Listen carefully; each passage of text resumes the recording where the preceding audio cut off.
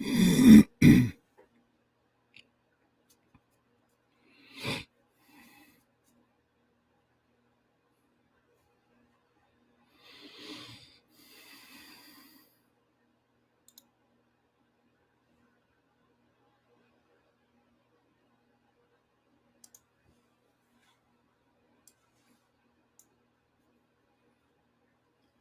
can you guys hear me?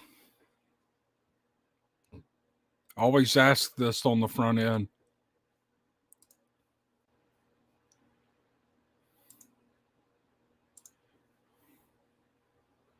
Okay, cool. Thanks, Kate.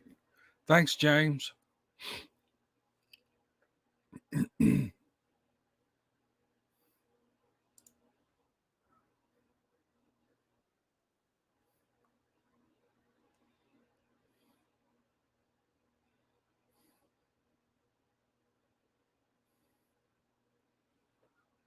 Okay, I don't have anything to say. I was just coming in to.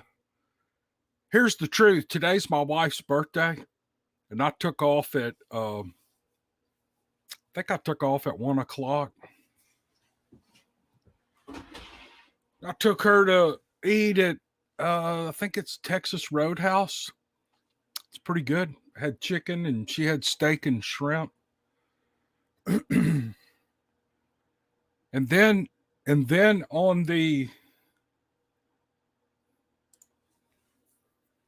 Then on the way back, she goes, "Do you have something to do tonight?" And I was like, "No, I could do some writing, I guess."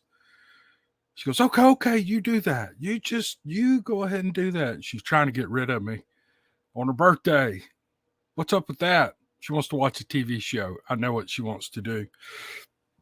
So I thought I'd come out here and do this for about an hour. I don't have anything to say. This is not going to be interesting. So if you have something else to do, just that's fine. Don't worry about this. But I haven't done a live in forever. It's been months, and I just steak and let's see, where did I see that? Surf and turf. Yeah, yeah, blind advocate. That's right, man. I really appreciate your emails. Blind advocate is actually he's a blind man, and he and I had a email exchange about I forgot what we talked about, but his inability to see was part of the topic, and I asked him how do you communicate with people. See, he's blind, and he typed a comment on this, and I think he has a voice thing. I think that's so cool. It's very cool. Now I'll probably get hammered for being an anti-blind person or something. We live in a culture now, if you say anything, you're you're you're either too much of this or not enough that. But I admire that guy. He's really. I got a heater on down here, and it's about to roast me. I'm gonna move it. I admire him. He's in Australia, and it's like no excuses, man. He just keeps on trucking. I love it. Okay, let's see. Yeah, speaking of that, I got a comment. I've gotten used to some of the nasty comments that I get, which are very very few, and I've gotten to where I don't really pay attention to them much. I read them and I let them go. I don't delete them. I only have one rule. I'll delete you if you call BS or you're just filthy in the comment section. And some people get that way. And I don't get that, but they do. And then if you call BS or bullshit or whatever, boop, you're gone. I just hate that phrase. I hate that phrase. And there's no need to say it. But I don't ban people for making mean comments, and every once in a while I will respond to them. But I got a comment today on a video that I did probably a year or two ago, and I was talking about this Mexican joint that we have. It's about 20 miles south of here. They have this huge burrito. It's this giant burrito, and I said I said something like it looked like a little Mexican baby. It was so big, it looked like a little Mexican baby wrapped up in a sleeping bag. And I thought that was funny. And so that's what we all say around here. You're going to go get one of those big, I think they call them Big Daddy burritos. But so I got a comment, and this person was everything but saying I was racist. And I just asked her to please not bring race into my channel. We don't talk about race. I don't see race. I don't, nobody cares. Nobody cares about that stuff. And I guarantee you she's a white woman. Guarantee you she's a white woman and taken up for people who don't need to be taken up for, people who can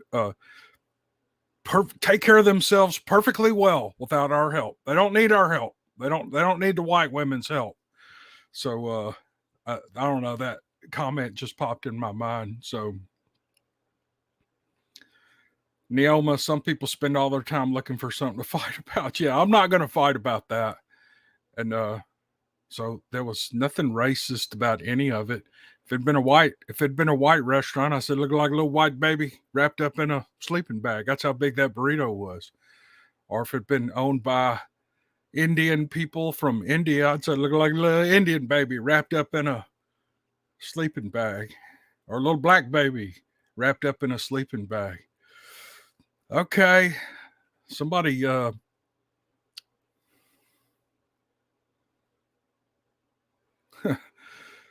somebody asked me a question and get me talking since there's nobody else.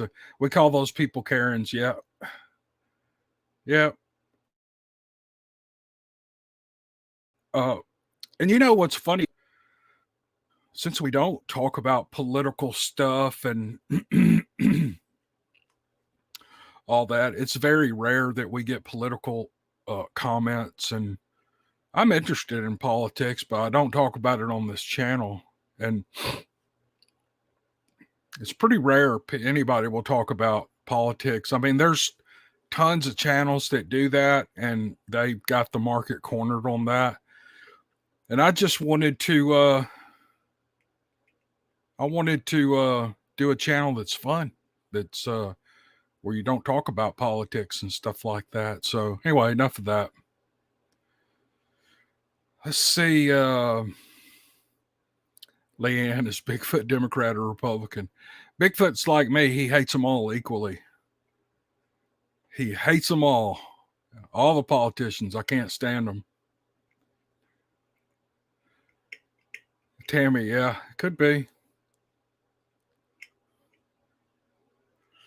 Hey, I was on. I watched Mark Newble's Sawdust Beast live broadcast last night. They had a really good time. There were two people on there I had met at a camp out, and there was a woman named Misty. I think she calls herself Squirrel, and she had the cutest laugh I've ever heard, and I loved listening to that. Um, I love listening to her laugh. I need to. I also did a live feed last week sometime, and I'm going to do a search for it. It was on another podcast, and I don't do that much anymore. I don't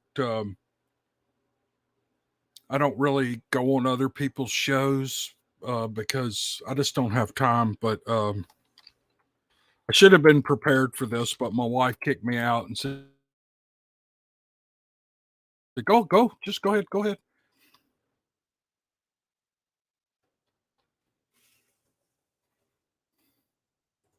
Here we go. I'm gonna put a link to to the uh, the live stream that we did, if I can find it. Oh man, they've done like 1, 2, 3, 4, 5 since I was on. This was 7 days ago. Anyway, I'll put it in the description. If y'all want to go listen to something more interesting than this, because this is probably going to get quite boring, I'm just going to stay on for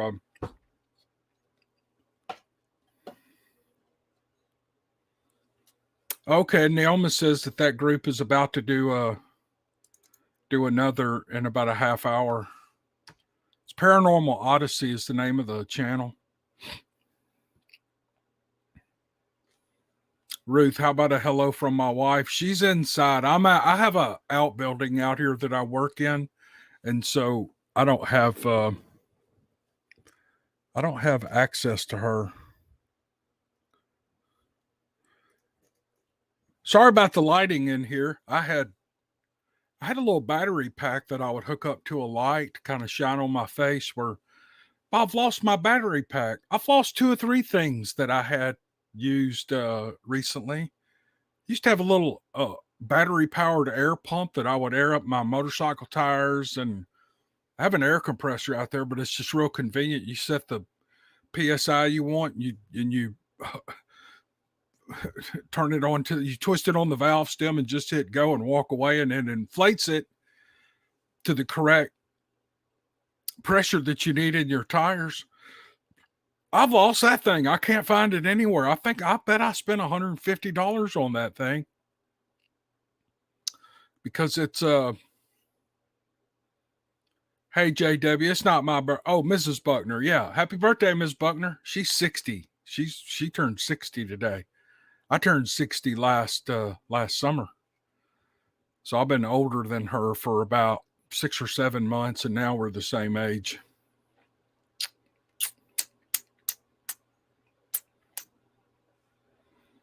$214 people in here. I know y'all have something else you need to be doing because I don't have anything to say. Yeah, I put out a couple of Steve Lillies this week. I put one out Wednesday maybe, and I put another one out just today, like around 1:00. And I've got another one that's going to go out tomorrow or Sunday. I think it's April the 9th. Today's the 7th, so it'll be Sunday. Is scheduled to release around noon, and the 2, 12 and 13 are re-releases of original Steve Lillies that were on Dixie. All the Steve Lillies are gone from the Dixie Cryptid channel because I wanted it to have its own podcast. So I went back and I redid the audio, and I actually re-recorded a couple of those podcasts because I didn't like them, because I had slapped them together too fast. And I re-uploaded those on Steve Lilly. And you can listen to Steve Lilly on the Cleo's having squirrel for supper tonight. Now you're talking. Got squirrel and dumplings. That's what my grandmother used to fix. Oh, someone just thanked me. James Rayton just thanked me for the Stagecoach info. Isn't that a great little channel? Ginger Winters, I got to know her. Her and I've been kind of collaborating with these audiobooks. And she has questions every once in a while. I'm kind of a pro at uploading now since I've been doing it for 4 or 5 years. And her and DSP Publishing, Dusty Saddles Publishing, wanted to do a podcast and offer audiobooks free, and they do Westerns. I narrated the first one, but I think there's 3 or 4 more Westerns up now. Let me find that one, and I'll put a link in the description here.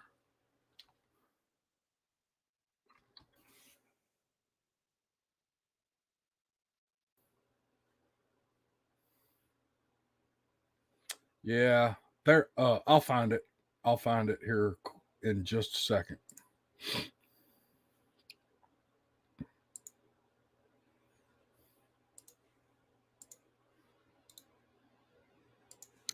Okay. Anyway, here's the. I'm gonna punch this in. This is for Stagecoach, the YouTube channel and podcast, and it's all free Western audiobooks, and they've got some really good narrators. No, I'm not talking about me.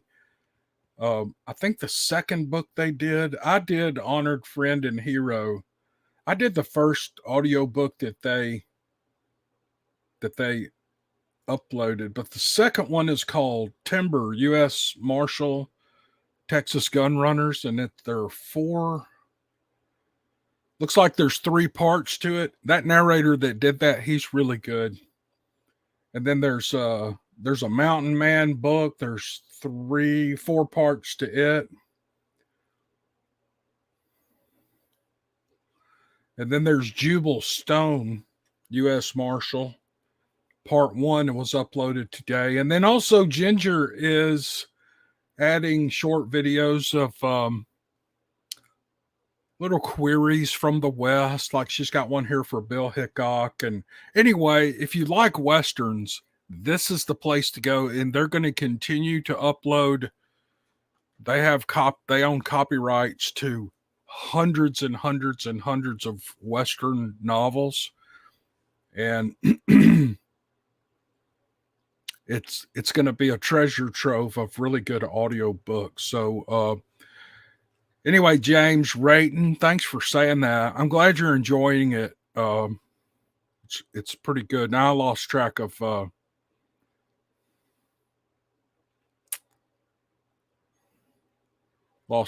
comments. T. Davis says, he says your Mexican accent on 11. I don't know if he's saying he likes it or it's horrible.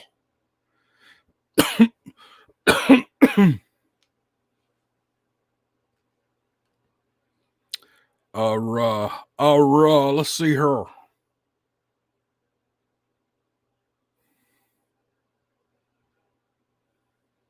Richard Parkhouse says he loves squirrel. Phyllis Bramwell says, what does squirrel taste like? Just tastes like meat. It's pretty good. I like it fried. And then you have to, you can't eat it. You know, if you're used to eating meat, just tearing it up and, you know, really chewing it, you have to watch it because those lead pellets get hung in that meat. You'll crunch down on a lead pellet and it'll break a tooth. 254 people have joined us. Welcome. Thanks for being here. I'm sorry this is so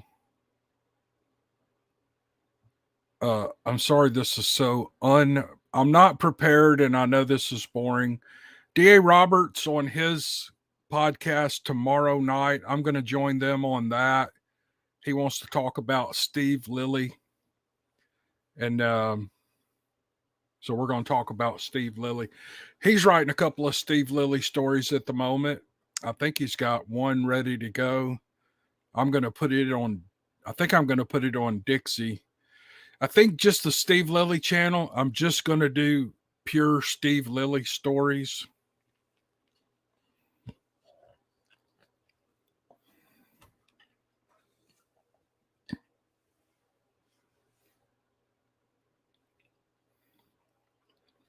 Stacy Davis says rattlesnakes and frog legs taste like chicken. Frog legs are kind of dry. They're so lean, you can't, you got to have a little fat in the meat, you know, so it's a little more moist. But I like them. I've gigged a lot of frogs, and I mean, big frogs, big legs like chicken legs. I haven't gigged frogs in years. I don't know. I wouldn't even know where to go now. I'm just picking out random comments, so I'm not really, if I miss yours, you know, it's nothing personal. I'm just, whatever catches my eye. Farmer Red said the Steve Lilly episode with the two sisters was good. You know, someone wrote me a story about Quilla and Priscilla. And I remember when I did that story on Dixie, I said at the end of the story, I said, that sounds like a writing prompt. So I wrote them into a story. It was really fun. And Hook Johnson gets sweet on one of those girls. And she winds up being a psycho, and or maybe Hook just knows how to drive them crazy. But Anyway, if you hadn't heard the story, it's really good. I can't remember which one it is. Maybe 8 or 9.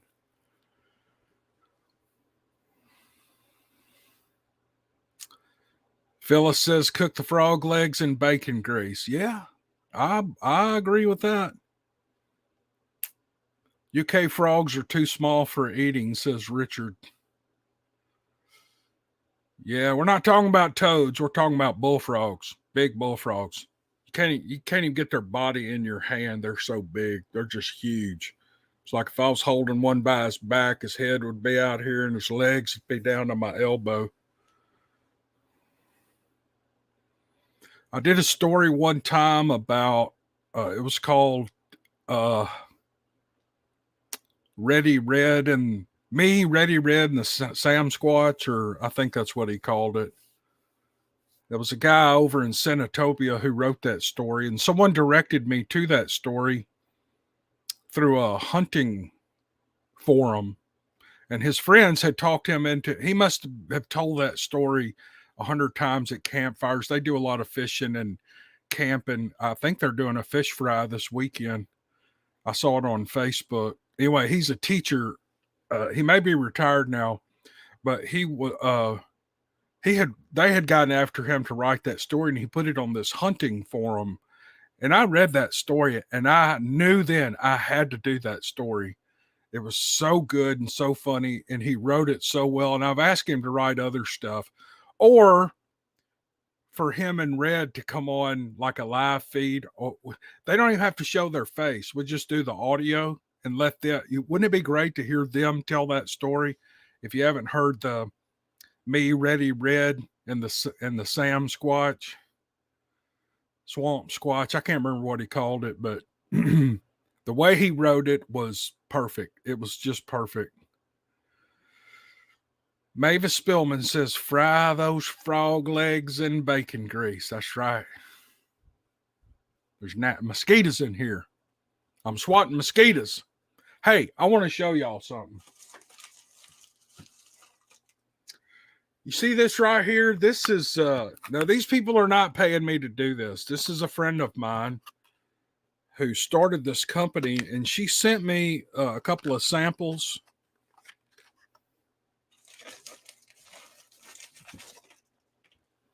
And it's I love this stuff. It smells so good. Anyway, it's called Bee Itch Sting and Bite Reliefs. Stop itching and get relief from insect bites, mosquito bites, bee stings. I don't know why this camera zoomed in on me. So, golly, man, I didn't know my head was that big. Anyway, this stuff is good. And I had a little whip of poison ivy on my elbow back about a month ago. It got warm and we were out riding the bikes and we ride through poison sumac and poison oak and poison ivy. And it whips me. It's like it'll run across my arm and the sap will get on my arm and I'll have little whelps come up like in a whip, like a bull whip hit your arm. And there'll be just little spots. Oh man, it's like crazy. I don't get poison ivy like in giant patches all over my body like people do. I just get it in little whips and spots. I put this bee itch, sting, bite, itch relief on there, and it immediately stopped itching. Immediately. So if you get mosquito bites, especially if you live down here, and I think the mosquitoes are worse in Alaska and up in British Columbia and the Pacific Northwest. They're horrible, horrible. If you have allergic reactions to mosquito bites, I don't know if y'all can see this or not. That's backwards, isn't it? Bee itch stop. It's the website is beeitchy.com. I'm gonna put it here. I'm gonna put it on the screen in a banner.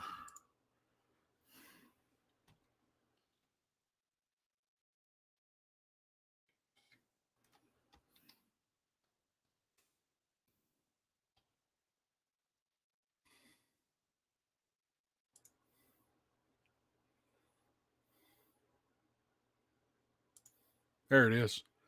beitchy.com. I don't know how much it is. I don't know what she's charging for it, but she sent me two of these, and I'm telling you, that's the best stuff. That's the best stuff I've ever had to stop itching. And I can't wait for the summer because I get poison ivy all over me. I wear shorts all the time. I get them on my legs. I get mosquito bites,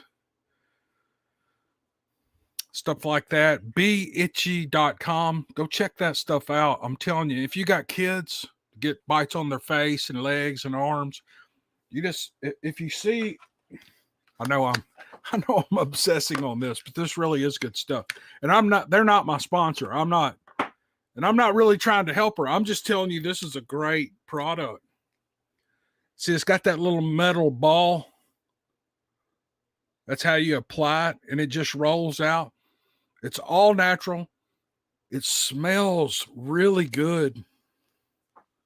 It's the junk. It is the junk. Anyway, there's my plug for Be Itchy. Blind Advocate says kangaroo's pretty good eating. Oh, man. I couldn't kill a kangaroo.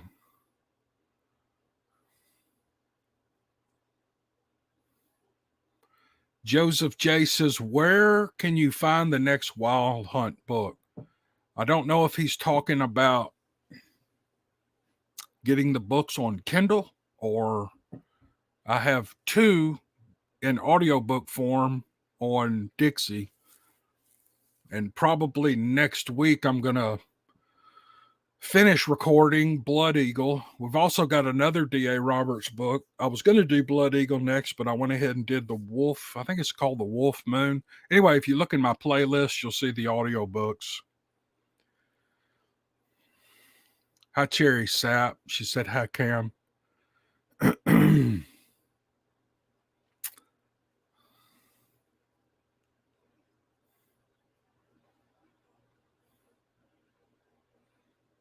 Don Donaldson, I just talked about the next Wild Hunt. Hopefully in a couple of weeks it'll come out.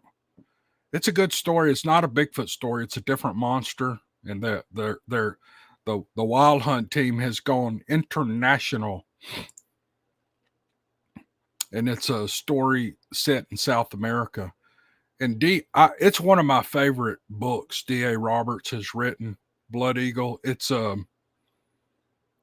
kind of an international thriller. It's really good. It's got tons of names in it I'm not going to be able to pronounce. The good thing is y'all won't have the manuscript in front of you, so you won't know if I'm pronouncing it properly or not. You'll just hear me say the word, and in the middle of the recording, if you hear me say, that means I didn't even know how to pronounce that. Steve Lilly might go international. Man, Steve Lilly can go anywhere we want him to go. That's the fun of fiction. I don't know where I'd send him. They've got a new crew member. Isabel Garza is their new crew member. And Isabel's not from Mexico. His grandparents are from Mexico, but he's not. He's a full-blown American.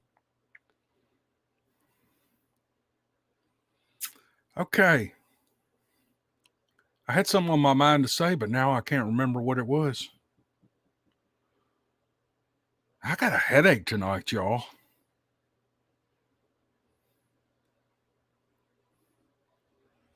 Farmer Red says when the Wild Hunt guys helped Steve Lilly, that was awesomeness. Those two together, yippee. Oh, they're going to be in the Steve Lilly stories too. Steve's going to need help again. I'm not going to do a spoiler. I'm not going to do a spoiler. So you guys, if you think about it, join DA tomorrow night. We're going to be talking about Steve Lilly. I don't know what time. I think it's at 7 Central, 6 or 7, 7 or 8. Neomyphene best headache remedy is peppermint oil. Neoma, do you know what time DA does his live streams?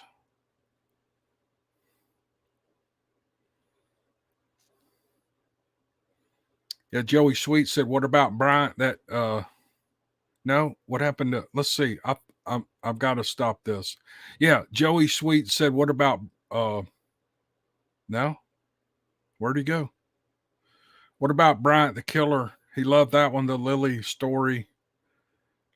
Poor Cletus." Leanne, I just took 4 ibuprofens before I came on, but I don't drink brown whiskey anymore.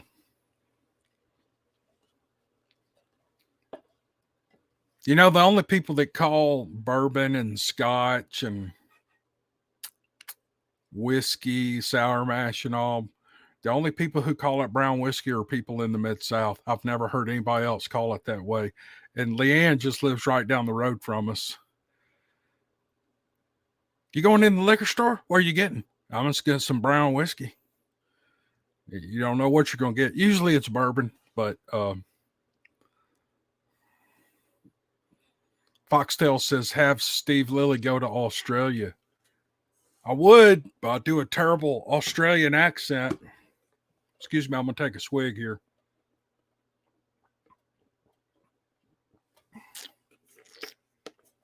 That's my Ole Miss cup. My wife got me these a year ago. Okay, everybody's saying that DA's. Okay, we're going to be on DA's channel tomorrow night at 8 p.m. Central. Thanks, Neoma. Thanks, Don.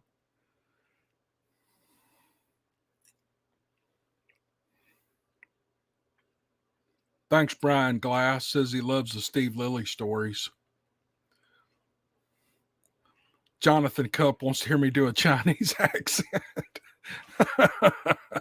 Man, I can't do so.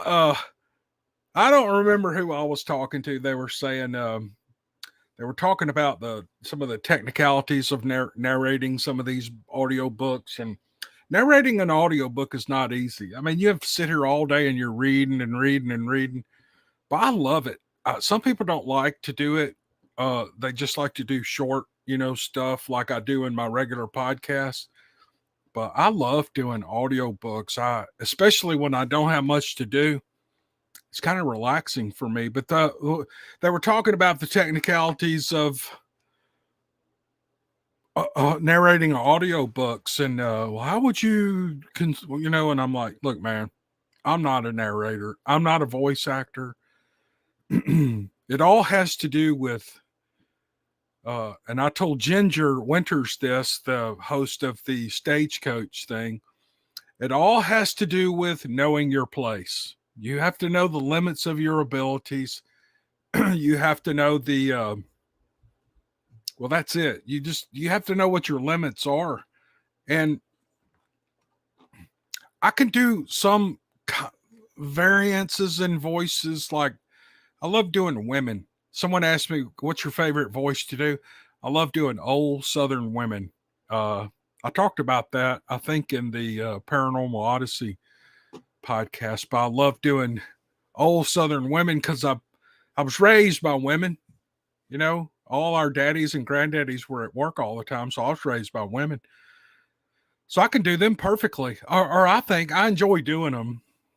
I can do real ultra rednecks, and I can kind of imitate some different Southern accents. Not all Southern accents are the same. Just like all Midwestern accents are not the same. All New England accents are not the same.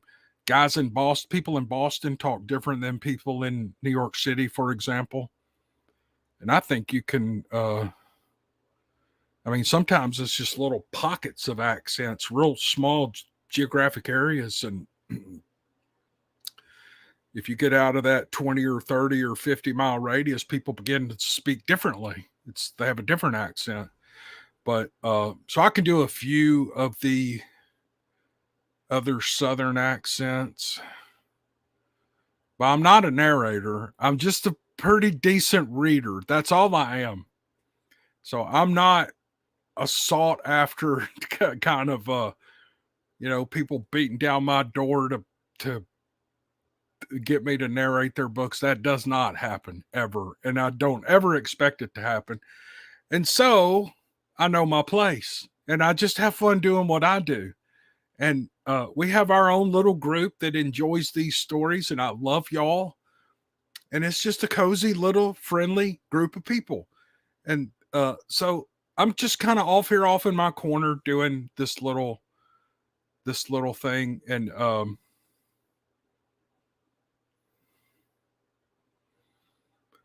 Dory Bolin says that something about a drive-through liquor store. Yeah. Yeah, I've seen a couple of those. So anyway, I'll tell you how I learned about knowing my place is when I was in my early 30s. I was working for a huge steel corporation, and I ran a sales office that was probably 300 miles from the plant. And it was rare that we ever got to talk to the general manager of the plant. But one day I was talking to him. It's a long story why I was talking to him, but it was a good call. And we were just shooting the bull. And the chairman of the board of this huge corporation, he was in North Carolina. And the rumor was that he would talk to anybody that worked for the company. That at that time, there were about 5,000 employees with the company. And the rumor was that he would pick up the phone and talk to anybody that called him. And I asked my general manager, I said, is that true? He goes, yeah, I think that's true, but you better damn well have something to say. You need to have something to say. Don't call and just shoot the bull with that guy. And he goes, you need to remember your place. And I thought about that forever. And we all need to remember our place, within the structure of a company, within the structure of whatever group you're in. You just kind of need to know your place. And some people like to try to emerge as leaders. They don't even know any of the people that they're dealing with. And so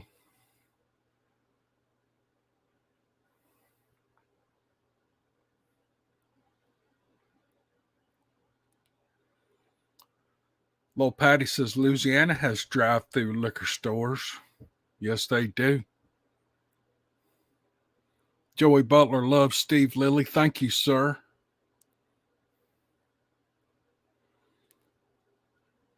Stacy Davis, what language are you speaking there?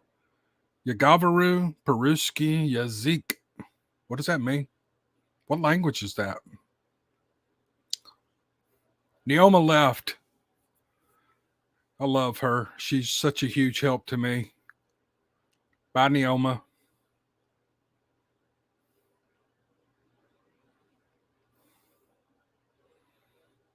Little Patty says, can you do Ghibli?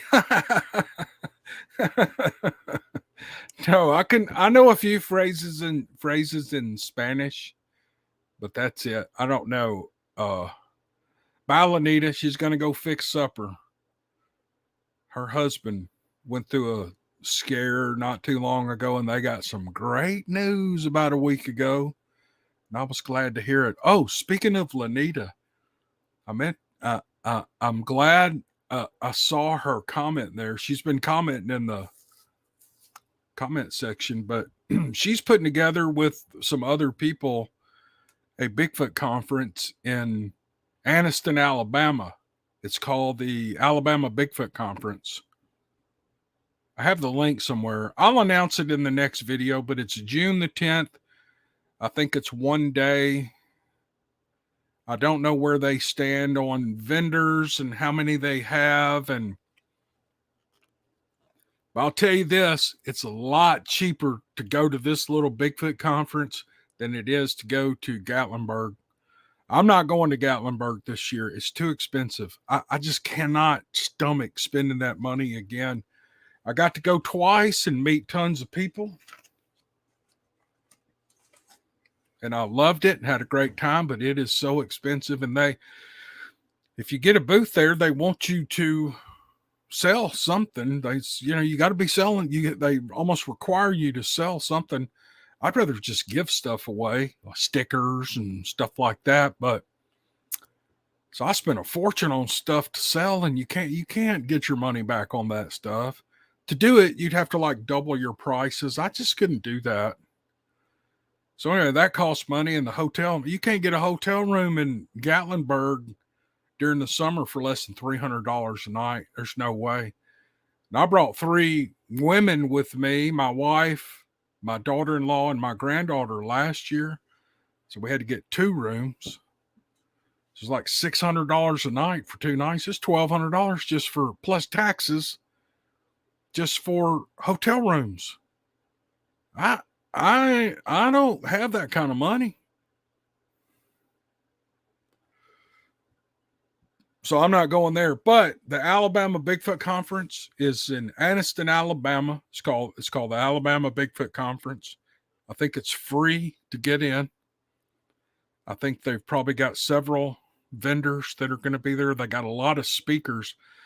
Matter of fact, Lanita was telling me that they were down one speaker, and I said, well, if you need some help on that, I told her, I said, I'll get up and tell a Bigfoot, Steve Lilly story. And she got back to me, and they had found someone to fill that spot, so they didn't have room for a speaker, which is fine with me.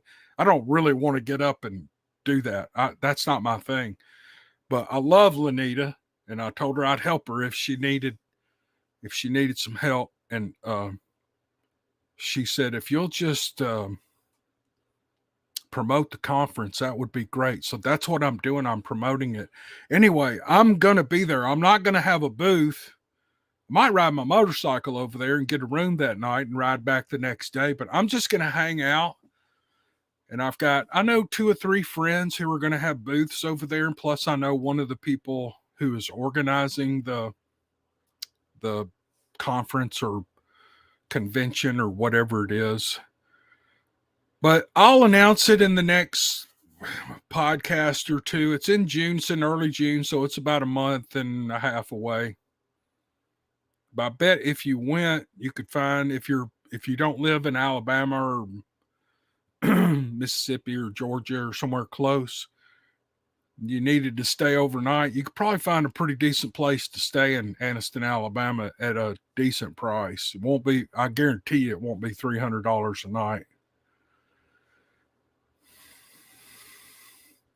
So there's that about the Alabama Bigfoot Conference.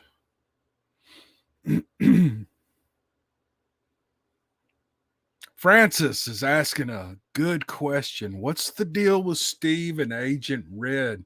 Will they ever meet face to face, or did I miss it? You didn't miss it. They haven't met face to face, but I have a feeling that day is coming. But Steve, Steve has a neighbor who's awful sweet to him. She's a pretty little girl, and she takes care of him, and she looks after him like like he needs to be looked after. And I wonder if him and Angela aren't going to have a enchanted moment. We're going to see. I don't know where that's going to go, but I think he will meet Agent Red.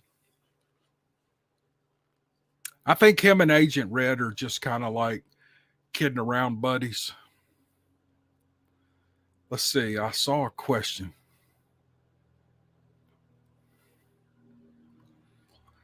Robin Blake says the choice of music is good. I like the music I put in the podcast. That's why I put it in there, because I like it. I don't know if it sets the mood or not. I don't know. I just thought when I first got into this, I was listening to other people that did this. There were 2 or 3 who did it. Now there's tons of people. But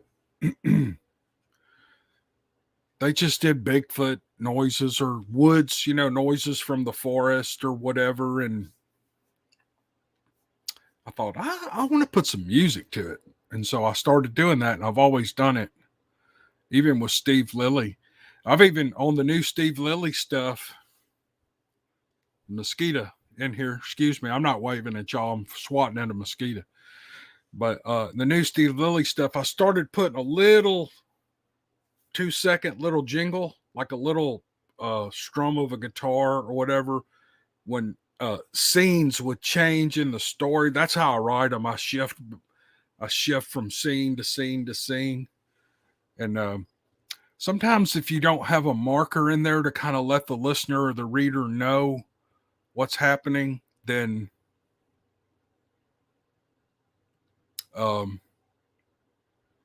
lost my train of thought there. I was reading a comment. If you don't have a little something to let people know that the scene is changing, it's kind of hard to pick it up if you're not just, really intently listening to it. And a lot of people don't do that. They just kind of listen to it in the background. So I started doing that, and I got a couple of comments saying that people saying they appreciated that. By the way, if you want to listen to Steve Lilly, the Steve Lilly Journals, that's the name of the podcast. There's a YouTube channel. You can just do a search for the Steve Lilly Journals. It'll be right at the top. Or if you listen on Spotify or Apple Podcasts or whatever, it's out there too. And I'll tell y'all a little secret. I normally release the Steve Lilly's a day or two ahead on Spotify, Apple Podcasts, Google Podcasts, Spreaker. Anyway, all the podcast apps before I release it on YouTube, because I don't know. I just like doing that. I'd like to draw people over there to listen that way, because there's probably less commercials. And Lanita, admittance $50. I don't know if you're talking to me or not, or answering a questions. There's a lot of comments in here, but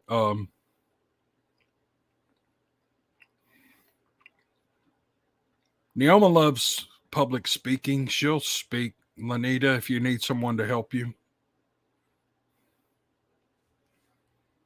Big Mac 808 says I look like his brother. He must be handsome.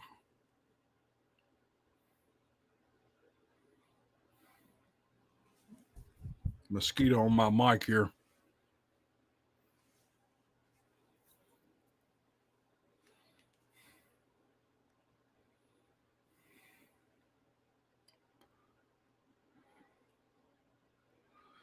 Okay, Uncle Jack, I've already answered that. Blood Eagles coming up probably in a couple of 3 weeks. Just depends.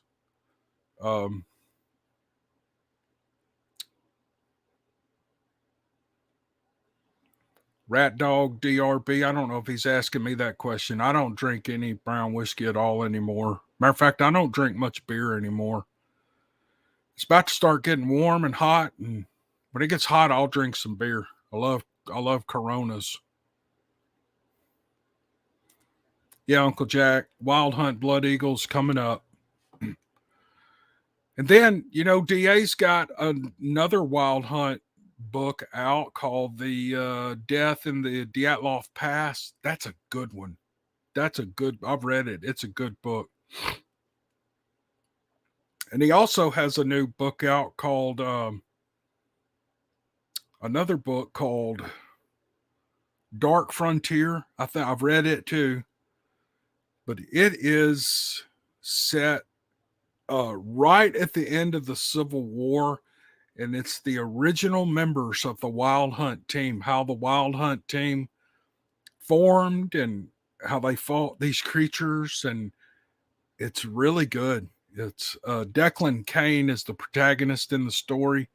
That dude is bad to the bone. All right, I'm trying to find some. If y'all have any questions, put them in caps. I'm gonna stay on about another 15 minutes, and I'm gonna get out of y'all's hair. Where's the pugs, Captain Gluten Free? I only have one pug. She's inside with my wife. She's probably laying on her back, right next to my wife's leg. My wife's probably sitting there scratching her belly with her fingernails. Her name is Lily, and she's a sweetie. Then I got Hank. He's my hairless dog. He's like a little. We should have named him Speedy. He's so fast. He runs everywhere. He's a great dog.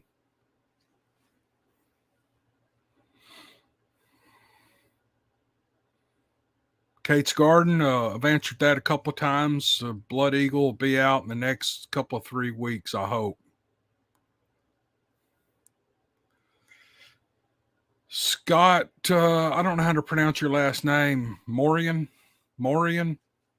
Released 2 Steve Lillys this week. 11 and 12 and 13 will be out on the 9th. And 12 and 13 are repeats of the original Steve Lilly stories I had on Dixie. But after 13, I'm out of the old stories, and everything from then on has got to be new. But in the 13 I have up, I think there are 4 brand new ones sprinkled in through there that I wrote. I went 4 months without posting any Steve Lilly stuff. Sometimes I just get busy. I can't get to it.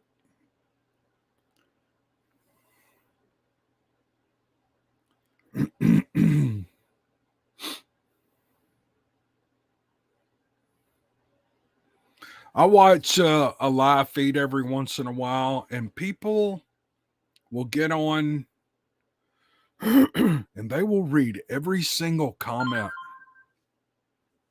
That might be my girlfriend. That's my brother-in-law. He was saying he just listened to Steve Lilly 12. He goes, sounds kind of familiar. Well, that's because it's a re-release of a story I did probably a year and a half ago.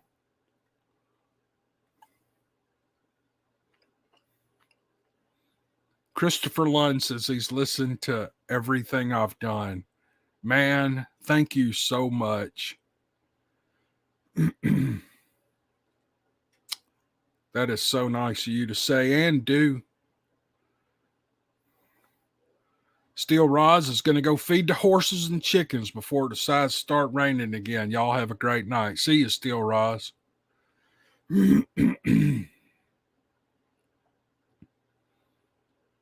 Is Connor in here? Anyway, I watch live feeds and people they read every single comment. I don't know how they do it. It's like these are just going in so quick that I can't. Uncle Jack says can't wait for the new Steve Lillys. I think that's what he's saying. Chris Fonstorm says he's leaving. See you. Thanks for joining us, Chris. Sorry if I butchered your name.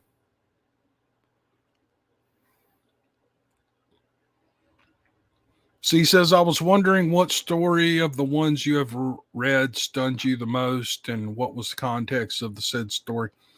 You know, I get asked that a lot, and I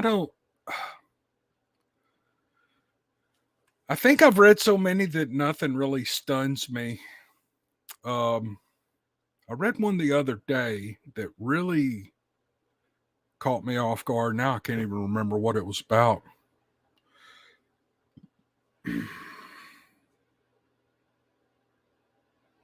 Simply Country said he ain't got a question. He just says thanks. Thank you. Thank you. Got any more Steve Lilly journals in this run? Jack Mack says, I don't know what that means.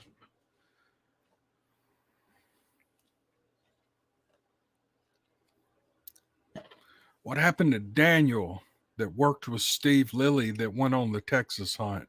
Joey, his name was Bryant, and he's going to show back up again.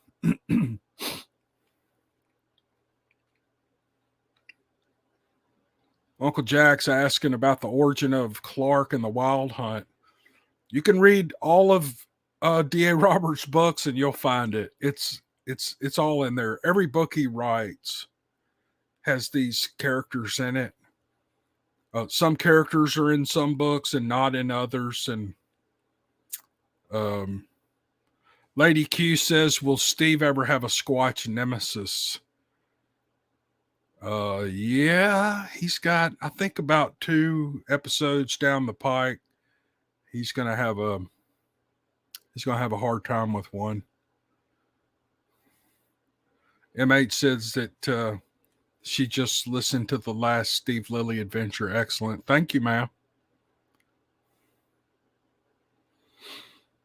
Let's see. John Wesh says, is that RIH 12 behind you? I don't know what that means.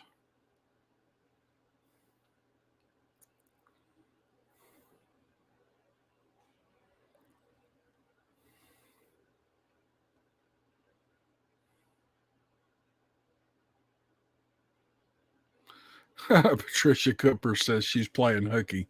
Keep talking so she doesn't have to go back to work. Okay. I'll talk a little while. Let me move along here. I kind of hung up in the middle of the. Good night, Foxtail from Australia. Thanks for joining us. Eating a Vegemite on toast with a cup of tea. Awesome. Glenn Bolton says I'm the Zane Grey of podcasts. Keep up the great work. Thank you. He's a great writer. Okay, Lanita says Alabama Bigfoot Conference. It is free entrance, $50 to hear a special guest speak. Come on down. We'll make you all welcome. There you go. So to get in and hear a speaker, you got to pay $50. I don't know if that means you can hear all the speakers or is it $50 for every speaker? Seems kind of steep. I bet it's for all the speakers.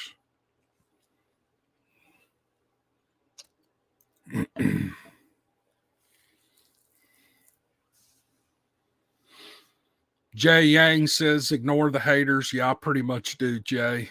It's, yeah. I always wondered what in the world about reading silly Bigfoot stories makes people so mad. What makes them so angry? I mean, I watch TV shows and stuff, and I watch YouTube videos sometimes. Sometimes I like them, sometimes I don't.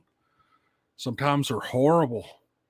And I think in my head, I think, what are you thinking putting that up on YouTube? And it doesn't have to do with what I'm doing, but I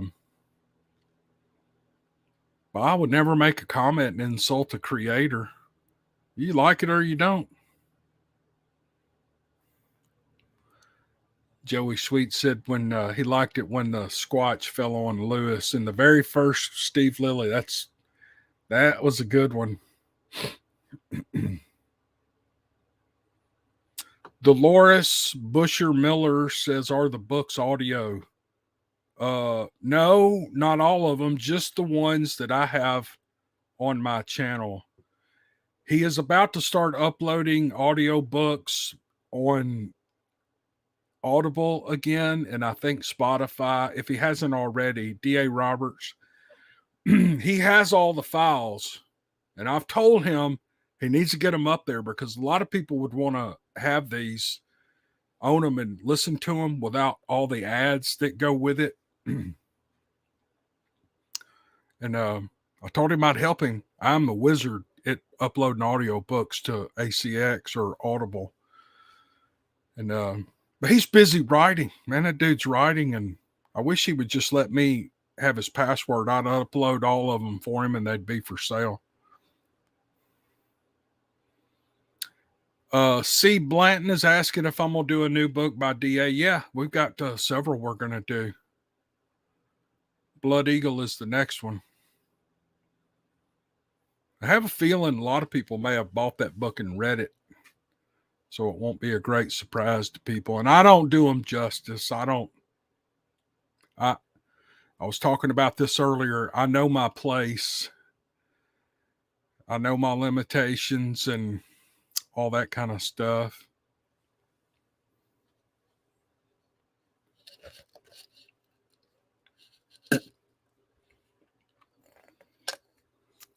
Oh, the camera zoomed in on me just as soon as I spit out that dip.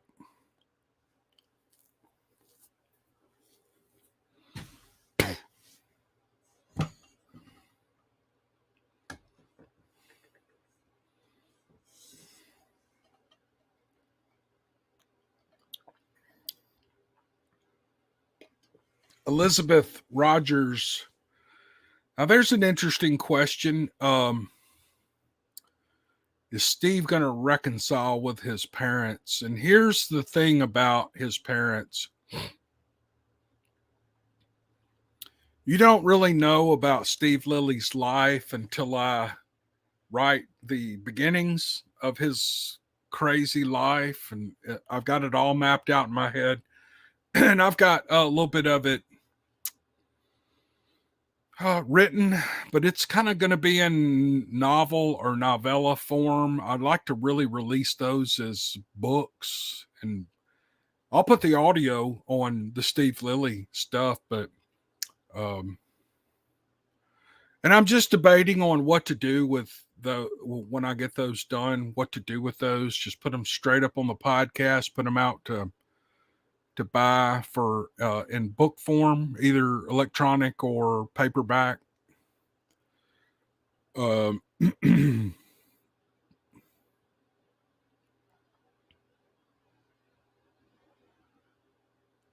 but anyway, Steve's life before this Bigfoot hunting gig was horrible. I mean, he's and I would say more, but it'll spoil the story about his parents. But that's going to be that's going to be and that's kind of an evolving story. Lady in Kentucky, how are you? It's good to see you on here. She's one of the very first people that I remember commenting on some of my videos, and I don't see her in the comment section much, and that's fine. I'm not saying I'm disappointed with it, but she's wanting to know if Agent Red and Steve are going to be face to face, and I think they will. I think they will. I think people are wondering if there's going to be a romantic connection there, and probably not, but it should be kind of funny.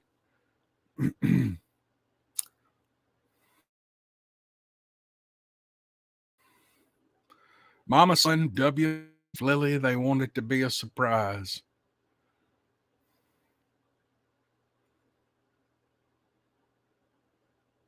Someone suggested that I put the Steve Lilly novel audio behind a paywall, like on let's see, there's two apps that are where you pay to hear stuff or watch stuff. One is Locals, and the other is Patreon. And Locals is Locals is gotten real. It's real political. It's a free speech platform, which I kind of like. I don't watch anything on Locals, but I looked into the website, and it would be a way to kind of finance a lot of the time that I spend writing this stuff. But I just hate to do that. I like just giving it away. You do have to suffer through an ad or two or five on my videos.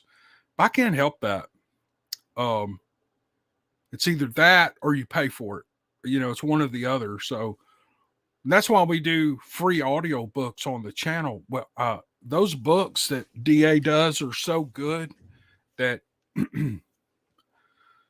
anyway, I've explained it before, but we just wanted to put the books out for people for no cost, because you know you don't have to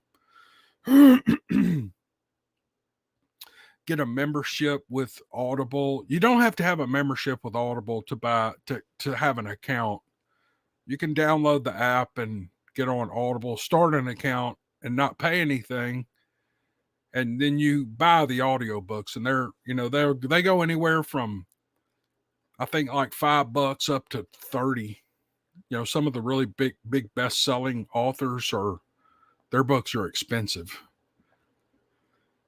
And I have I listen to a lot of them, and I have the lady in Kentucky says she doesn't comment, but she watches everything on her TV.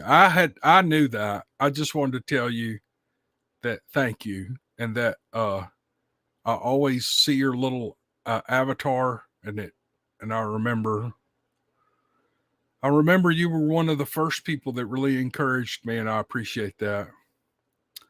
Does MacGyver says, does Lily get another dog? Probably not. Hook picked up a dog in this last episode. Hook's got a dog now, and he named her Angel. She's a little pit bull that had puppies in the steel mill.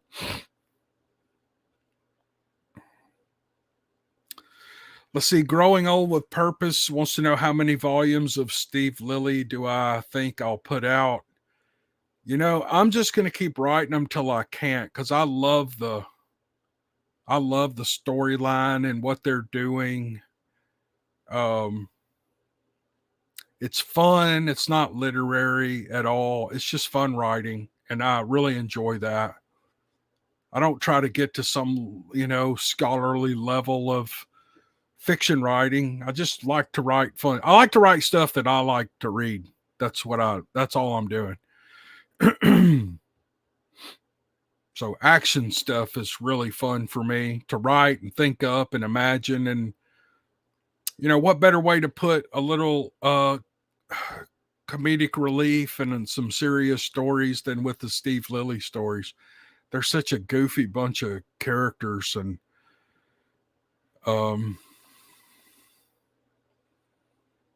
Lil Patty says the only thing we know about Steve's past is he inherited his mother's foresight. Yeah, that's gonna be in season.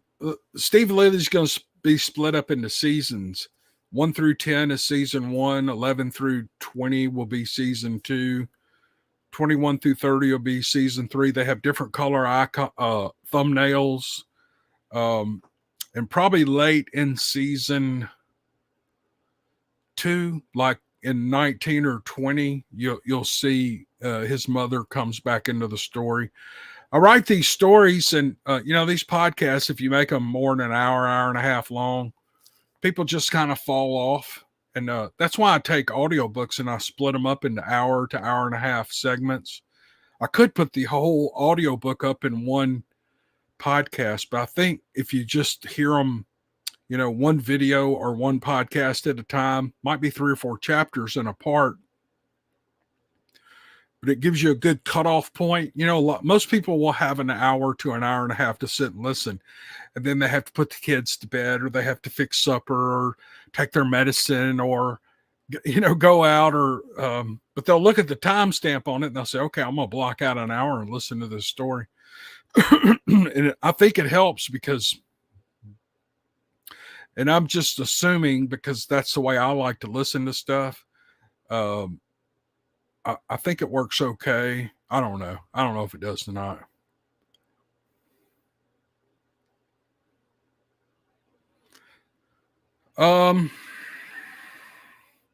Joni Mikowski, is that how you pronounce your name, Miss Mikowski? Was Steve Lilly the little boy saved by a female Bigfoot? I think you're thinking about another story I did. No, Steve Lilly is all standalone stuff.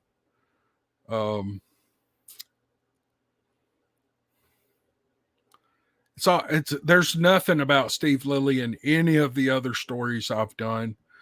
I have done quite a bit of fiction in the last couple of years, but Steve Lilly is all standalone. It's his own stuff. And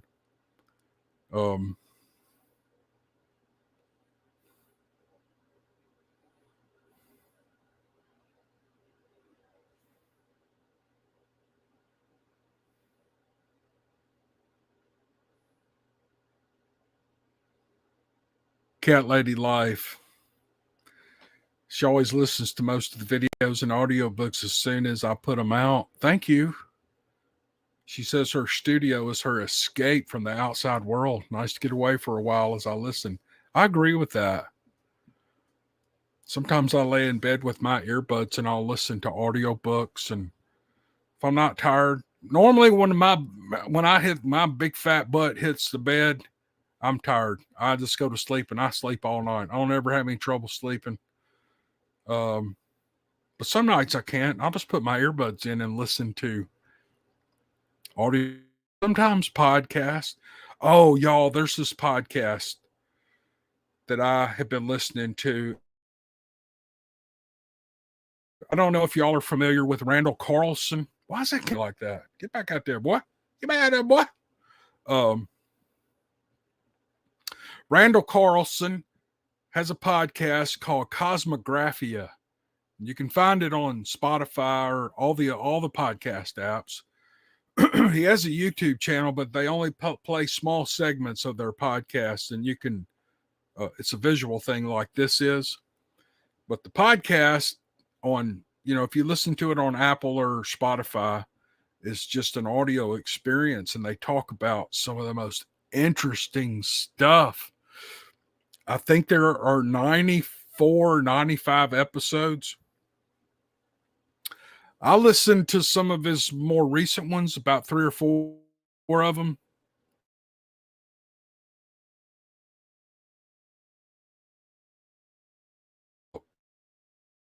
And Joe Rogan, there, it was so fascinating to me, the things they were talking about. And I heard Joe's show, and so it was hard to find, but I finally found it. So anyway, all that said, I went back to episode 1, and I'm starting to listen to them, every single one of them as I go. Cosmographia, with a K, Kosmography.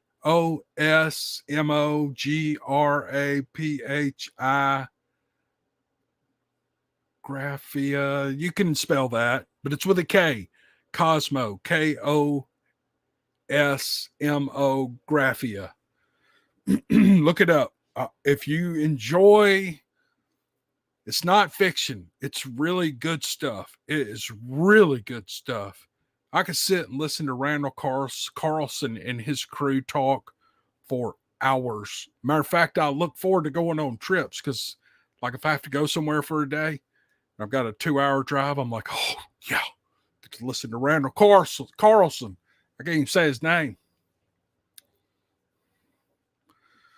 Angry Some Bitch says, hello, Mr. Cryptid. Muchas gracias for the great stories. Greetings from the Netherlands. He said muchas gracias, and he's from the Netherlands. De nada.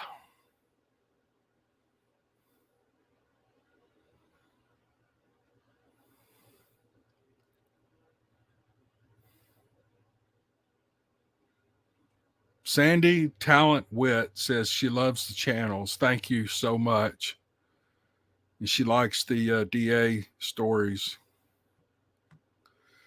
Jay Yang says, go with donations then. You have a big enough fan base that people will throw you a few dollars monthly. I know that, and I hate the sound of that. Jay, I hate the sound of that. There are so many, every YouTuber out there has PayPal accounts, they have super chats, they have all this stuff where you can just give them money. Just give us money. Give me money. Give me money. And I'm like, 2 reasons. That might be my old lady. Nope. That was an email from Mississippi Wildlife Division. Anyway, 2 reasons I don't do that. Number one, I don't need your money. I make a pretty decent living, and I'm happy with that. Number 2, I don't think you should pay me money. Just give me money because I do YouTube. That's stupid. It just is so stupid to me. Sometimes I listen to these YouTubers, and I don't, if there are people that are going to give them money, I'm happy about that. If that makes the person giving and the person receiving happy, go for it. I just can't do it. I just cannot beg for money. I'm sorry. I don't know if it's pride, or I guess the third reason is I'm really a nonconformist. I'm a contrarian. And if everybody's going this way, I'm going that way. That's what I'm going to do. I'm going that way. I just don't follow crowds. I don't, and I'm bombarded with being a YouTube creator. I get emails all the time from YouTube. Hey, you need to reactivate your super chat.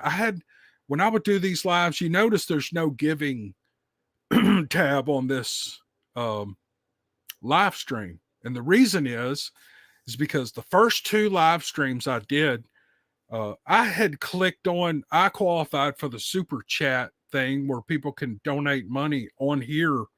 I think it's through PayPal. And the creator, like, if you were to click on and give someone $10, the creator gets 40%, I think it is, and YouTube gets 60%. I thought, well, that's a ripoff. What a ripoff. It is their platform. And if that's their rules, that's fine. But I don't have to get in on that action if I don't want to. And so I clicked off the super chat. And so it's not available on my live feeds because I started seeing this money come in $5, $10, $15. Somebody gave me $20. I'm like, what in the world is this? And I kept telling people, stop giving money. I'm not doing that.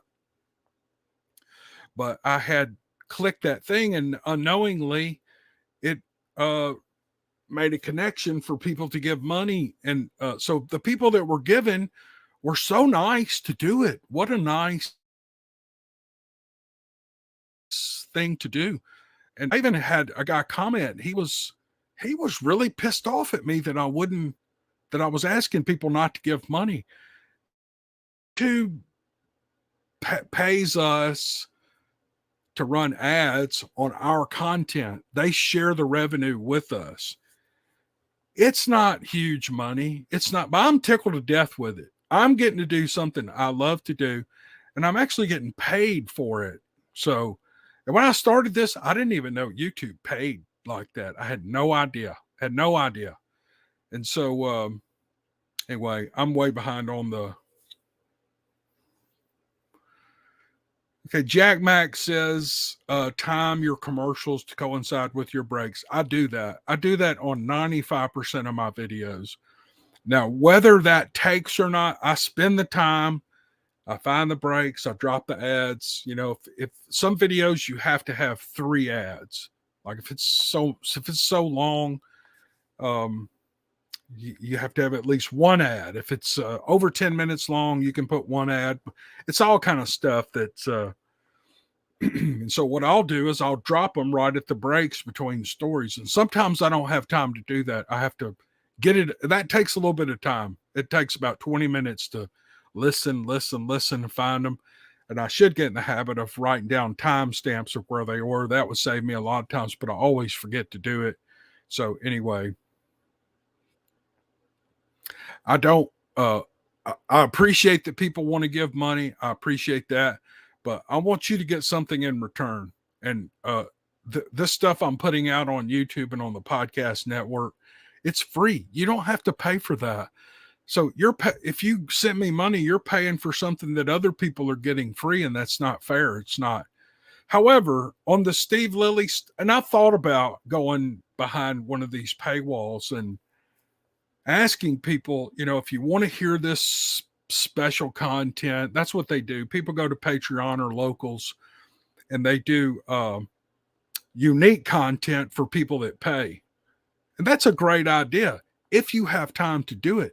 My problem is I just have barely enough time to do what I do. And so if I added another log to the wagon, then I'm committed. People are paying. And if I don't produce, they're going to stop paying. And so the heat is on me then.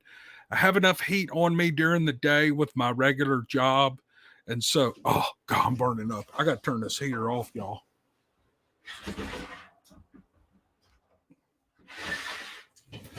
I keep this heater on during the day when it's cold because my feet get cold. And I had turned it on, and God, it's like a sauna in here. But anyway, I don't want to do it until I have time to do it, until I can keep up with the schedule and actually give people what they're paying for. I don't know what that would be. It would have to be something I wrote, or I don't know. I guess we could do audiobooks, but when I do one of DA's audiobooks or anyone else's audiobooks and I put them on the podcast, I split that income with them. If there's, if DA's first book, if it made $500 over a 3-month period, 8 podcasts, $500, which is quite possible it did. I can't remember, but I split that with him. I send him a check every month. And so it's a good way to develop relationships with authors. And I love it. I love sending those checks to those guys. And so anyway, I kind of spent too much time on that, but I often wonder what people think about, when they're asking for money, and it's just not me. I just can't do it. All right, let's see here.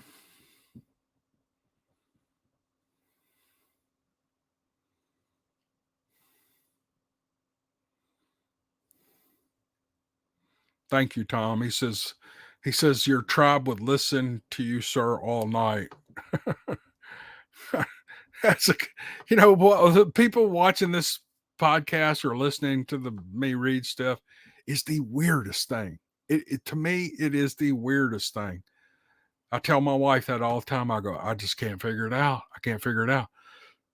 Some I'll meet somebody new and they'll say, "Well, man, you've got a really great audience. I read the comments in your on your last video. They really enjoy it." And I'm like, I don't get it. I'll never get it. Makes no sense to me.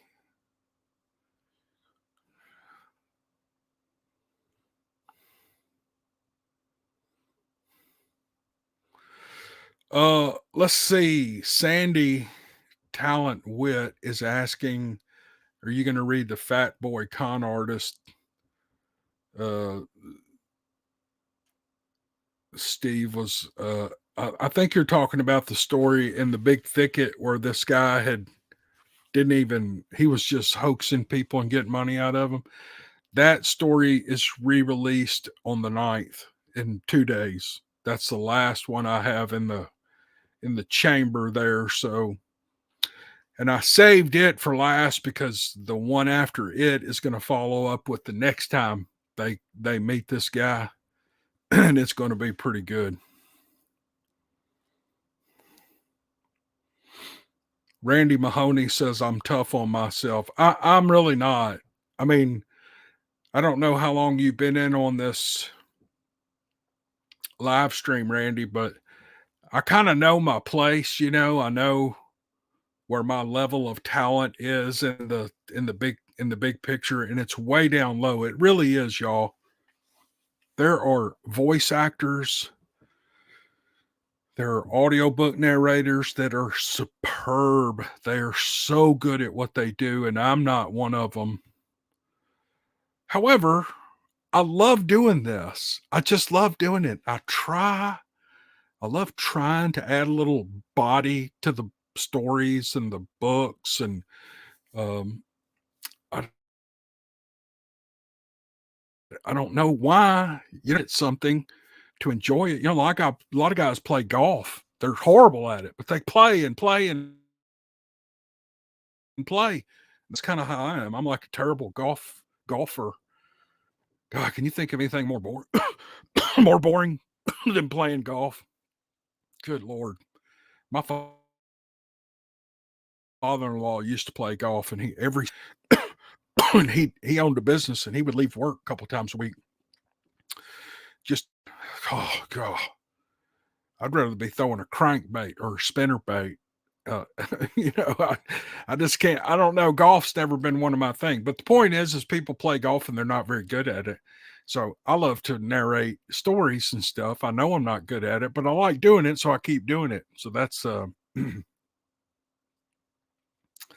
Elizabeth Rogers asks, why was it that Agent Blue quit paying Steve Lilly? Well, that's coming up in season 3. We're going to get to there in season 3, maybe season 4. I'm going to drag that out a little bit. I just used that for the reason that Steve started putting out information on it. And I started writing the Steve Lilly stuff. And if you're familiar how things are written, you can write things in first person, like everything's happening to me or the reader or the writer. Or you can write it in third person, like you're someone who observed all this stuff and you're telling the story about all these other people. And so the first 8 or 9 Steve Lillys, I did it in first person. And I can't do his voice for a huge, long, extended time. When when I would do his voice for a whole podcast, I would be hoarse for 2 days. I could barely talk because you just got to get that you got to get your voice way up high and you got to talk like Steve Lilly, and so what I started doing was writing the series in third person, and then his voice comes up in dialogue with other people. And it gives me the freedom to tell other stories within the story. So I may do that throughout all of season 2.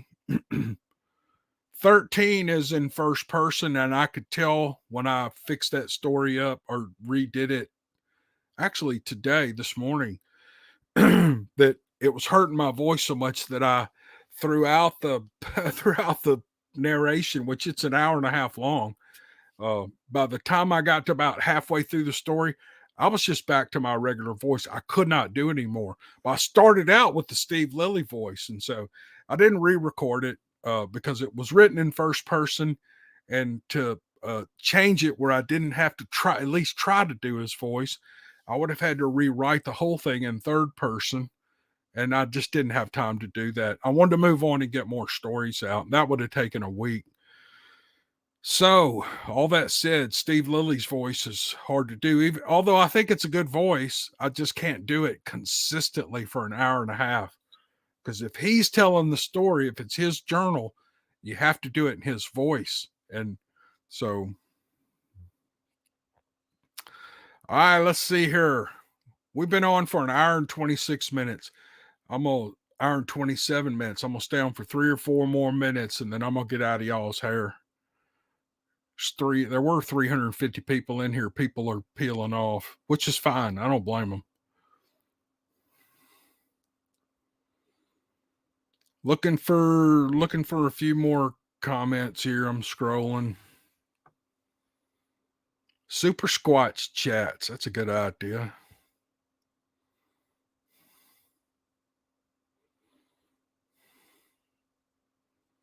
Oh, Neoma. She's talking about her story Hunted that we put out about 3 weeks ago. And we've got part 2 of Hunted coming up in the next couple of weeks.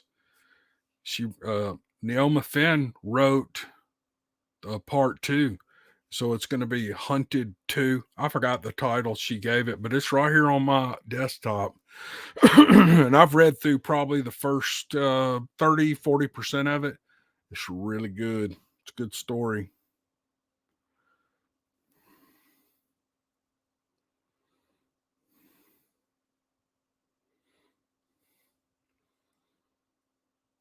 C. Blanton says to start a join button. You can do that on YouTube and people pay for it, but I just can't do it.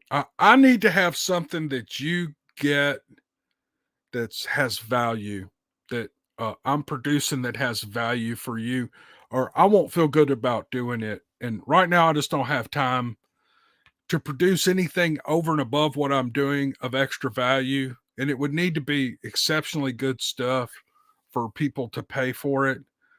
And and then I'd be on a schedule and then I'd feel compelled to do it.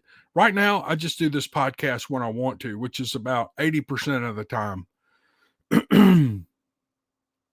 If I get sick, like I have been the last month or so, I just go away for 2 weeks and get well and just do other things. And sometimes it's good to get away from this because when you come back,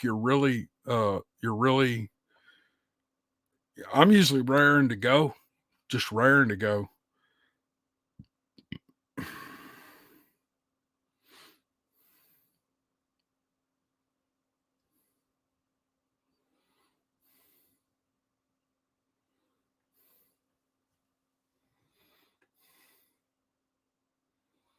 Uh, Angry son of a bitch started speaking. What do you all speak in the Netherlands? Dutch?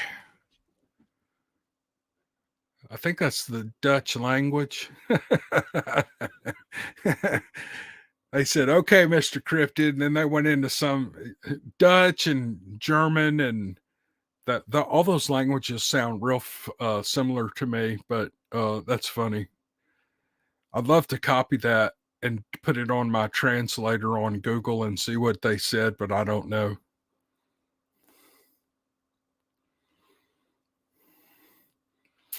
Jay Yang says people will pay money to get the stories to come out faster. They're willing to throw a few dollars in, consider it work, and then you got to hire more people. That's the thing. I'm putting out as absolutely as much content as I possibly can right now. I couldn't, and I do have people that edit for me, and I have people that do other things for me. They don't have a huge role in the scheme of things, Jay, but Neoma edits a lot of my, probably 90% of the stories that I do.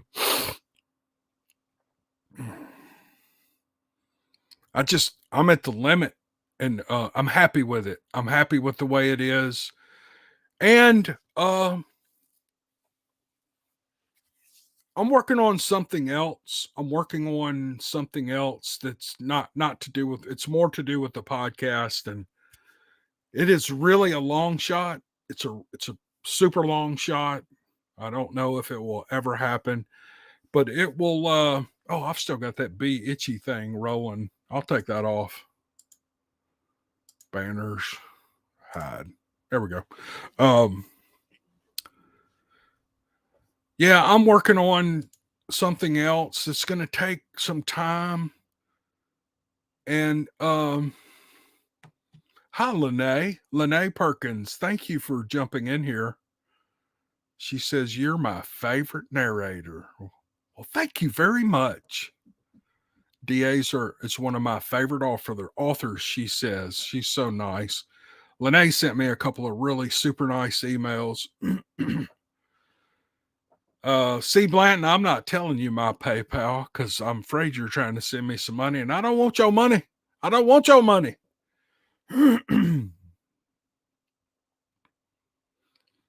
you want to give money, go give to a humane shelter or something like that, or give at church, or just hand. If you want to give $10 to somebody in Walmart, do that. They need it more than I do. I'm fine. I'm able to pay my bills. I'm able to have a little bit of a savings account. I'm just a regular person who has been really lucky and blessed to be able to work and continue working and stay busy. Work's a little slow now, but that's good. I get to work on the podcast. So, Angry Son Steve Lilly is my spirit animal. I like this person. I like Angry Some Bitch. Angry Some Bitch. Who would have thought someone from the Netherlands? I'm wondering if you know of a YouTube channel called Itchy Boots. I think that girl, her name is Nora Lee, and I think she's from the Netherlands. She's a motorcycle rider. She rides all over the world, and I've followed her channel from Patagonia all the way up to Alaska. She came all the way through South America, Central America, the western part of the United States, through Canada, up to what's the northernmost point or port in Alaska? Itchy Boots. If you guys haven't seen her channel, it's really good. I haven't watched the last 10 or 12 episodes, but she's good. Okay, if y'all don't let me get off here, I'll talk all night long. I'm about to lose my voice. All right. I don't know where I'm at. Oh man, I'm so far behind on the comments.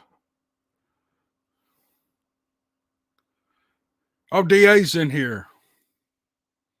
Yep, I've already announced it, DA. See, he made that comment a minute ago. I was reading comments that were 10 minutes ago. That's what a moron I am.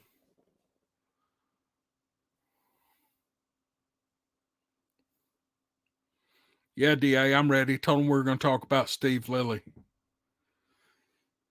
And I could talk about Steve Lilly for about 10 minutes. And then you guys on the show are going to have to take over.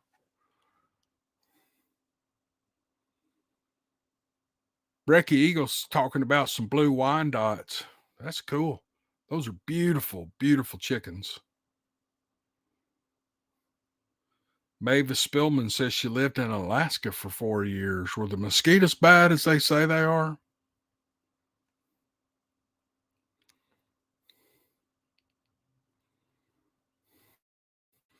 Neoma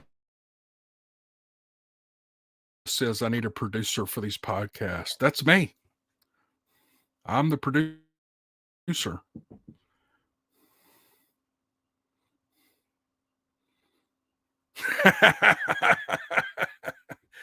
Goofy Ploopy says, if you want to make Cam laugh, like a Sasquatch jockstrap smells like, that would make me laugh.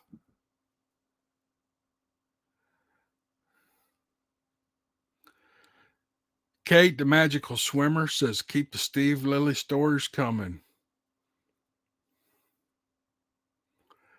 But will you get to have other stories with Blabbermouth from episode 13? Yes. She's going to show up in episode 14. Okay, I'll spill the beans here. I'm not going to tell you the whole story, but in 14, they're dealing with Chatham, the hoaxer, and he's got a new partner now. And Blabbermouth, her name was Renee Tenzit, and her husband Bob, who was the weak little husband that followed her around. they're all coming back in 14, plus some other real funny people. There was a character in that story named Chet Warner, and he was just a little old skinny Texas guy, you know. He's just a guy trying to find work, and the Bigfoot killed him, carried him around for hours.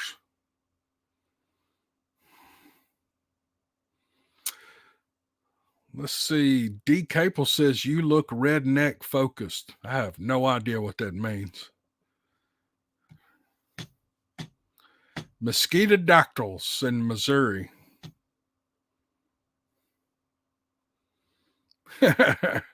Goofy Ploopy says, Renee is a blabbermouth kind of name. Should have named her Karen.